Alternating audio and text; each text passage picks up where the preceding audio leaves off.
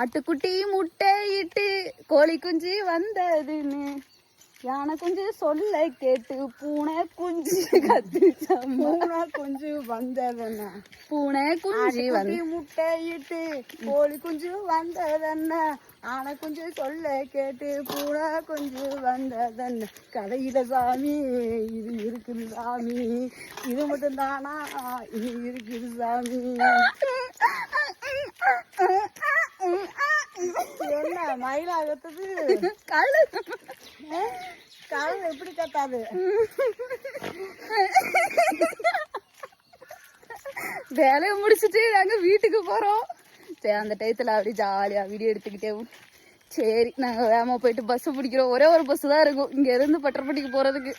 சரி நாங்க போயிட்டு வரட்டா. வீரன் பட்டின்னு அழகா சொல்லு. ஊர் பட்டி வீரன் பட்டி இன்னும் படிக்காத.